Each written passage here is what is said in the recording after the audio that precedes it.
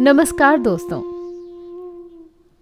हिंदू धर्म में भक्ति और पुण्य कार्यों के लिए एकादशी का दिन बहुत महत्वपूर्ण माना जाता है। इस दिन भगवान विष्णु के भक्त व्रत रखते हैं।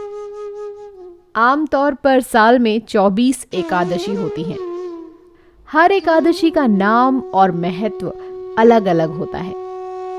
चैत्र मास की एकादशी को वरुथिनी एकादशी कहते हैं। इस एकादशी का अत्यंत महत्व है। एकादशी का व्रत करने से सुख की प्राप्ति होती है और मन की शांति मिलती है। इस व्रत को करने से कष्टों से भी मुक्ति मिलती है। इस दिन व्यक्ति को अपना मन धार्मिक कार्यों में लगाना चाहिए। इसके साथ ही पूजा के दौरान ओम नमो भागवत वासुदेवाय नमः मंत्र का जाप करने से विशेष लाभ मिलता है। वरुथिनी एकादशी के दिन प्रातः सूर्योदय से पूर्व जल में थोड़ा सा गंगा जल डालकर स्नान कर लें। पूजा के दौरान भगवान को खरबूजे का भोग लगाएं और दिन भर भगवान विष्णु का स्मरण करें। आइए आपको आगे बताते हैं कि वरुथिनी एकादशी के दिन क्या ना करें। अगर आपने वरुथिनी एकादशी का व्रत रखा है तो उस दिन भोजन नहीं करना चाहिए। प्रसाद में फलाहार ही खाएं। तुलसी भगवान नारायण को बहुत प्रिय है, इसलिए उन्हें भी तुलसी जल अर्पित करें। एकादशी व्रत की कथा सुने या पढ़ें। साथ ही इस दिन नमक के सेवन से भी बचना चाहिए। भगवान विष्णु के छठे अवतार यानी वामन अवतार के बाद इस दिन पूजा और व्रत रखने का विधान शुरू हुआ। इस दिन पूजा करने से वैकुंठ की प्राप्ति होती है। विष्णु भक्त इस दिन केवल मोक्ष प्राप्त करने के लिए पूजा करते हैं। हिंदू धर्म के अनुसार इस दिन पूजा करने और अच्छे कर्म करने से मोक्ष की प्राप्ति होती है। बैसाख मास के कृष्ण पक्ष में आने वाली वरुथिनी एकादशी का महात्म्य भविष्योत्तर पुराण में श्री कृष्ण और महाराज युधिष्ठिर के संवाद में कहा गया है। एक बार युधिष्ठिर महाराज ने भगवान श्री कृष्ण से पूछा, हे वासुदेव, बैसाख मास के कृष्ण पक्ष की एकादशी का नाम क्या है और इस एकादशी व्रत का पालन करने से क्या फल प्राप्त होता है और उसका महात्म्य क्या है? भगवान श्री कृष्ण ने कहा, हे प्रिय राजन, इस एकादशी का नाम वरुथिनी है, जिसको करने से इस जन्म और अगले जन्म में भी सौभाग्य प्राप्त होता है। इस एकादशी व्रत के प्रभाव से व्यक्ति सभी पापों से मुक्त होता है। साथ ही उसे वास्तविक आनंद की प्राप्ति होकर वह भाग्यवान बनता है और जन्म मरण के चक्र से छुटकारा मिलकर उसे भगवान की भक्ति प्राप्त होती है।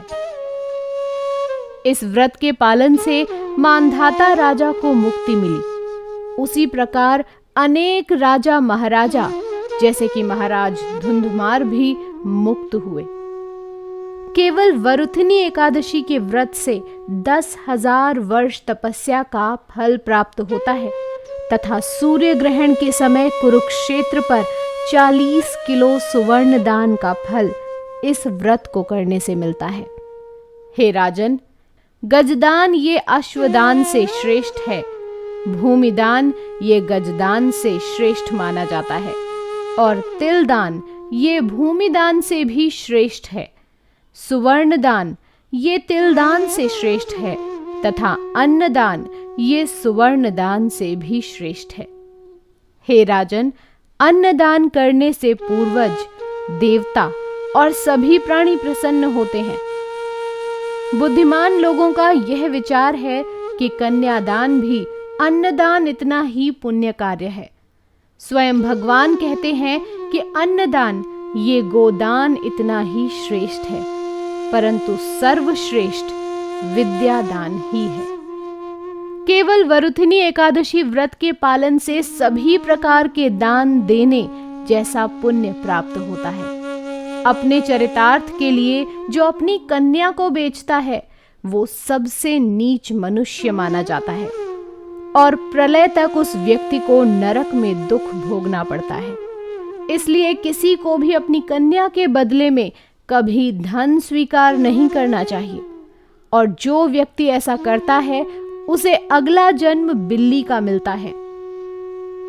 परंतु अपनी क्षमता से जो व्यक्ति सुवर्णालंकार से सुशोभित करके योग्य वर को अपनी कन्या प्रदान करता है, उस व्यक्ति के पुण्यों का लेखा जोखा यमराज के सचिव चित्रगुप्त भी नहीं कर सकते। इस एकादशी के व्रत का पालन करने वालों को कुछ बातें वर्जित हैं। वह है कांसे के बर्तन में न खाएं, मांसाहार न करें, मसूर की दाल, हरी सब्जियां, मटर ना खाएं, अभक्त के हाथ का बना हुआ ना खाएं। दशमी एकादशी दिन मैथुन वर्जित है। जुआ ना खेलें, पान ना खाएं, दांत की सफाई ना करें, दंत मंजन करना वर्जित है अर्थात प्रजल्प ना करें, झूठ ना बोलें, किसी की भी निंदा ना करें, पापी व्यक्ति से बात ना करें, दिन में ना सोएं, किसी पर भी क्रोध ना करें, शहद ना खाएं। दशमी एकादशी और द्वादशी के दिन नाखून बाल ना काटें, दाढ़ी भी ना करें। दशमी एकादशी और द्वादशी के दिन शरीर को तेल ना लगाएं।